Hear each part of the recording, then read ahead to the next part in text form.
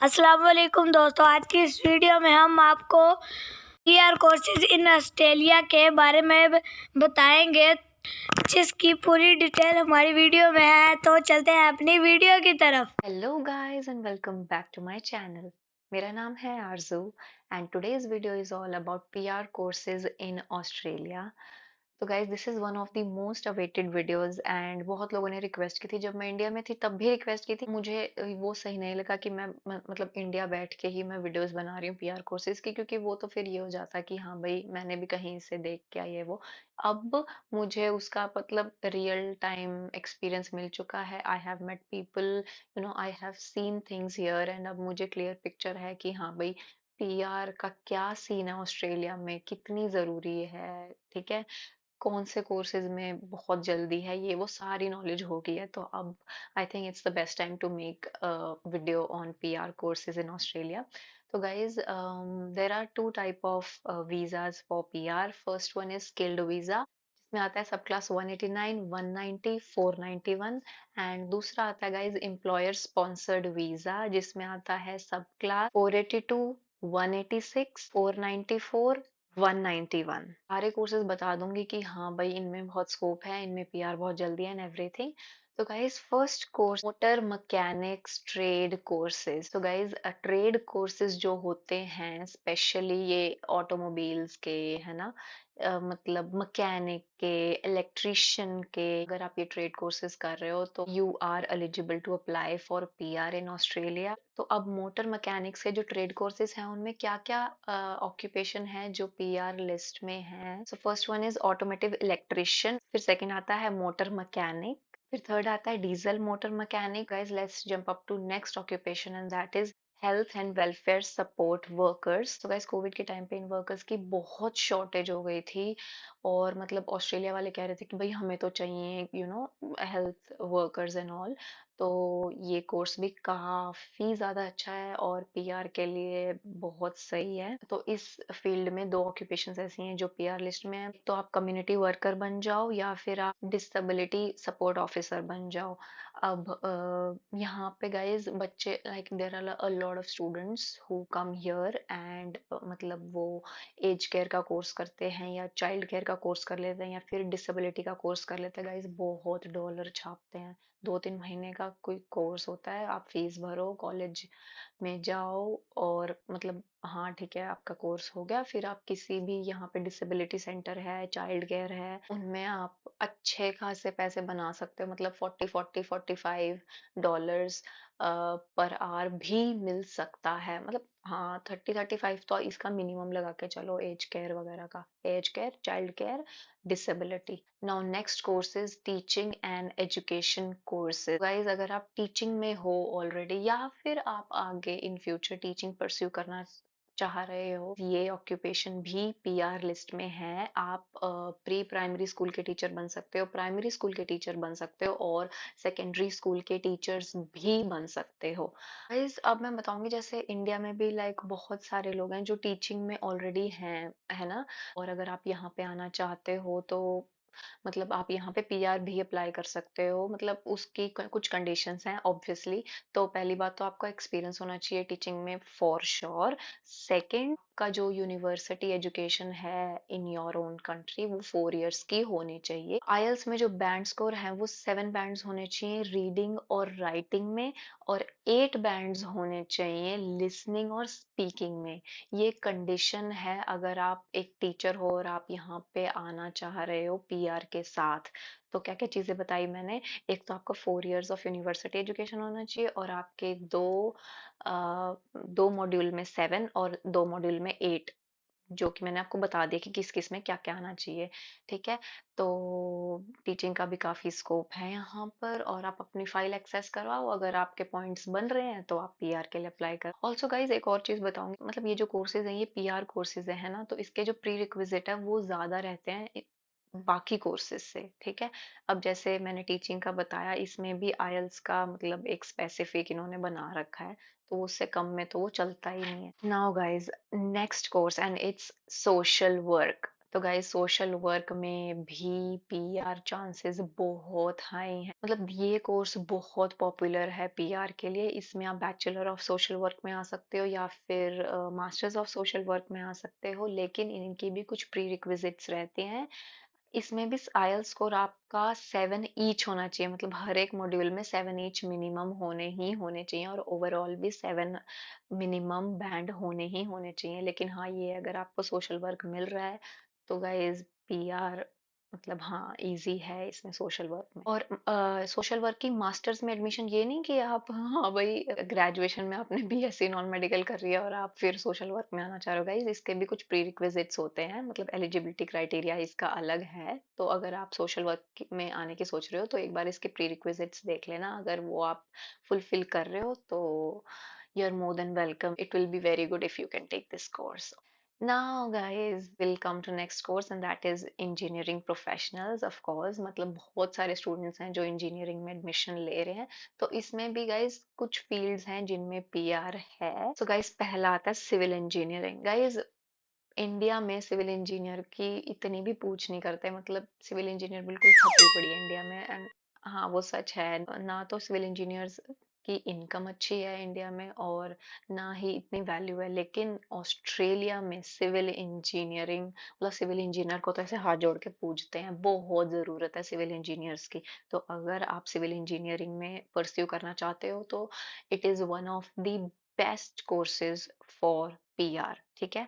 Next आता है chemical engineering, फिर आता है पेट्रोलियम इंजीनियरिंग, फिर आता है electrical engineering guys, electrical engineering, and last में आता है आपका मैकेनिकल इंजीनियरिंग। तो सिविल और मैकेनिकल इंजीनियरिंग में बहुत बहुत चांसेस हैं पीआर के, मतलब क्योंकि वही है कि वही ये दोनों, वैसे तो ये पांचों के पांचों ही पीआर लिस्ट में है, लेकिन मतलब वही है ना डिमांड के अकॉर्डिंग। तो मतलब इनकी बहुत डिमांड है। तो इसका क्या सीन रहता है, जैसे मान लो आपने मास्टर्स ऑफ सिविल इंजीनियरिंग में एडमिशन ले लिया, ठीक है, या जो भी है आपका, है ना, उसके बाद आपको दो या 3 साल का वर्क परमिट मिलता है। तो उस 2 या 3 साल का वर्क परमिट लो, उसमें उसमें आप कहीं जॉब करो अपनी सेम फील्ड में। ये नहीं कि सिविल इंजीनियर घर के ट्रक चला रहे हो, ऐसे नहीं मिलेगी पीआर। आपको उस फील्ड में जॉब करनी है तो सिविल इंजीनियरिंग करो, उसके बाद 2-3 साल का अपना एक्सपीरियंस बनाओ, आराम से आप एलिजिबल हो पीआर के लिए अप्लाई करने के लिए,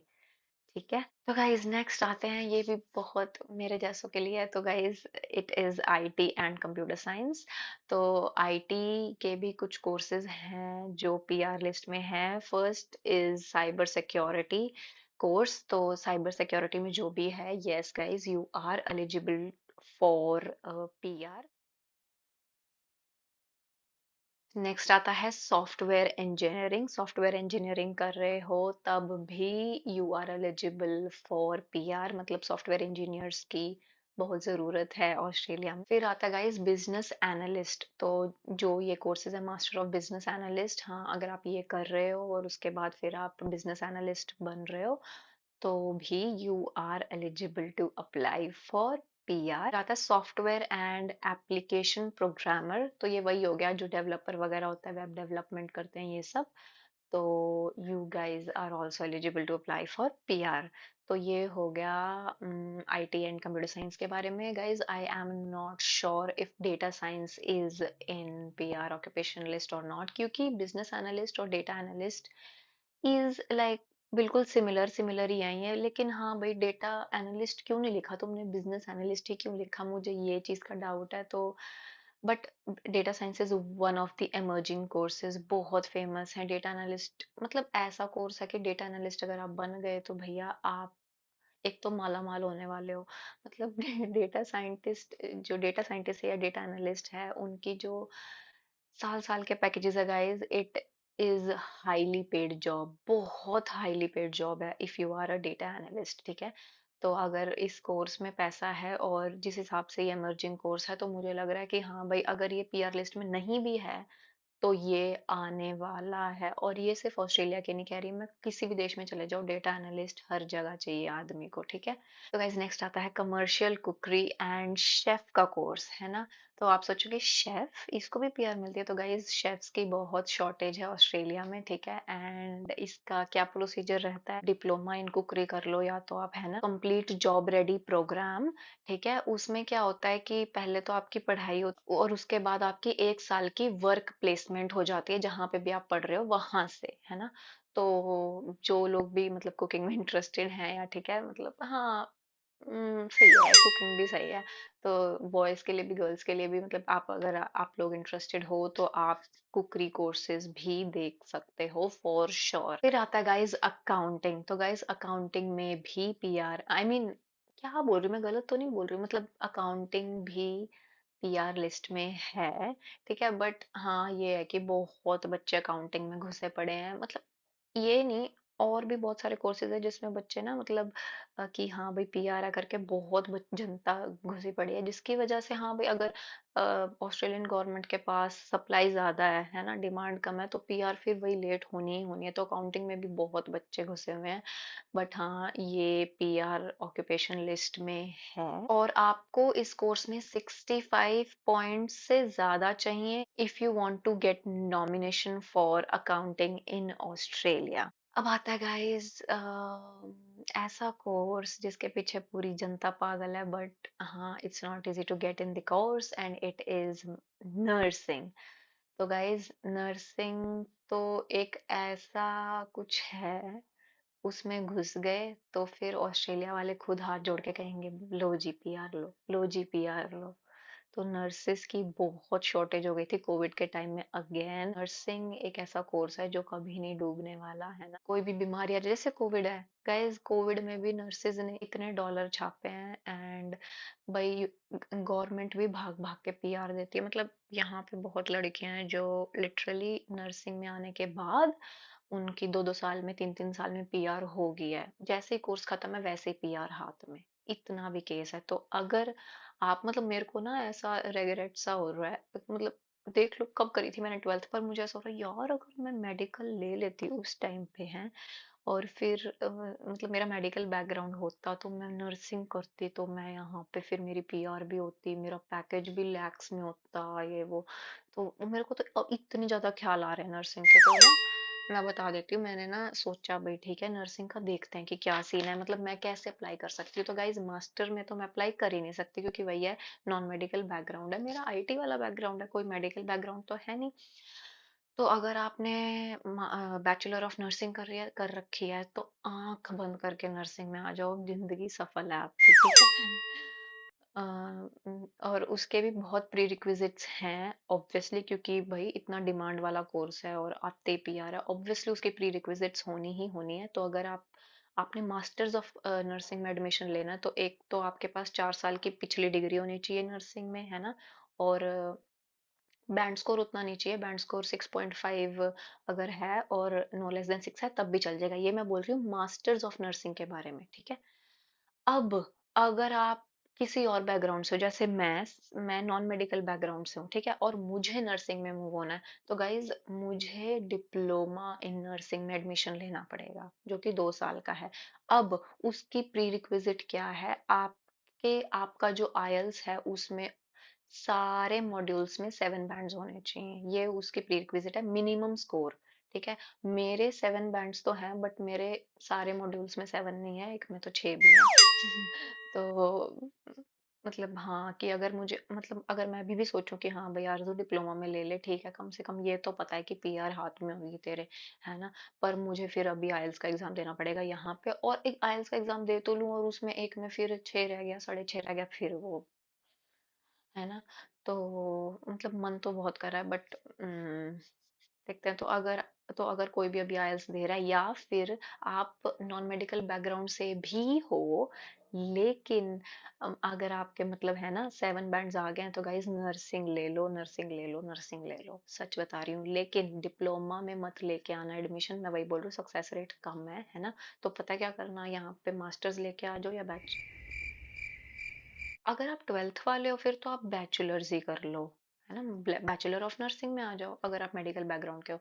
और अगर आप नॉन मेडिकल बैकग्राउंड जैसे मैं हूँ और 7 बैंड्स ईच हैं आपके, तो आंख बंद करके यहाँ पे अभी किसी कोर्स में आ जाओ, 6 महीने बाद उसको चेंज कर लेना, डिप्लोमा ऑफ नर्सिंग में ले लेना। अब एक और चीज बताऊंगी, जैसे मैं यहाँ पे मास्टर्स में आई हूँ, अगर मैं कोर्स चेंज कर रही हूँ अपना मास्टर्स से कोई और मास्टर्स, तो मेरा ये जो वीजा आया, मेरा ये सेम वीजा चल जाएगा, ठीक है।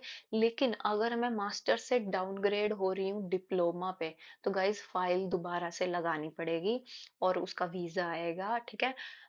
मतलब जैसे अगर मान लो नेक्स्ट इनटेक है फेब, सपोज आप किसी डिप्लोमा में एडमिशन ले रहे हो किसी कॉलेज में, डिप्लोमा ऑफ नर्सिंग में, है ना।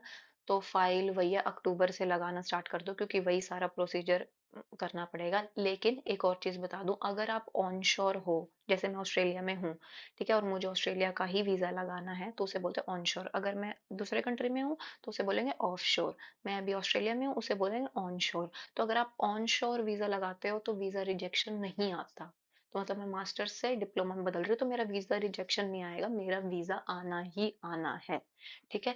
तो अभी मैं सिर्फ किस केस में अपना चेंज नहीं कर पा रही डिप्लोमा, मतलब मास्टर्स टू डिप्लोमा, क्योंकि हाँ, क्योंकि आईएलटीएस में मेरे ऑल 7 नहीं है। तो अगर मैं तैयारी कर लूं अभी भी, हैं, और भाई 7 ईच ले लूं, या फिर पीटी में शायद 75 होने चाहिए, पीटी में 75 ले लूं, है ना, तो मेरा डिप्लोमा में एडमिशन हो सकता है। और फीस इतनी कम है कॉलेजों की, मतलब लिटरली कल मैंने देखा था होम्स कॉलेज की डिप्लोमा ऑफ नर्सिंग की फीस 17,000 कुछ है, फॉर अ कोर्स। नहीं, शायद वो 1 साल की भी हो सकती है, पर 1 साल की भी अगर 17,000 है तो कितनी कम है ना डिप्लोमा में। और गाइस जॉब, मतलब डिप्लोमा में आ गए ना, आपकी जॉब शॉर्ट लगनी है, या फिर मास्टर्स में आ गए फिर तो मतलब जॉब तो लगनी है, ये तो सोचो ही ना कि जॉब नहीं लगेगी। अब जैसे आप आईटी में हो, आईटी में आपको पता चलो कि ठीक है भाई, देर सवेर पीआर है इसमें, ठीक, बट वो तब है ना जब आपकी जॉब यहाँ पे लग रही है ना, समझ रहे हो। बट अगर आप नर्सिंग में हो तो आपकी जॉब लगनी ही लगनी है हॉस्पिटल्स में, ये कह रही हूँ मैं। तो अगर आप लग गए, आपका स्टार्टिंग पैकेज ही लैक्स में लगता है, मतलब इंडियन लैक्स में नहीं, ऑस्ट्रेलियन लैक्स, मतलब लैक्स ऑफ डॉलर्स में आपका ईयर का पैकेज बनता है नर्स का, और पीआर मिलती है वो अलग। तो बस ये तो मैंने तो दोस्तों आपको कैसी लगी वीडियो? अगर वीडियो अच्छी लगी है तो हमारा चैनल सब्सक्राइब कर दें और बेल आइकन दबाएं, तो ताकि आने वाली हमारी हर वीडियो आप तक पहुंचती रहे। और इसका नाम है मदली है, ये बहुत अच्छा बोलता है, आगे से ये वीडियो बनाया करेगा और भरपूर अंदाज में बनाया करेगा। और अपनी दुआ में हमें याद रखना। तब तक अल्लाह हाफिज।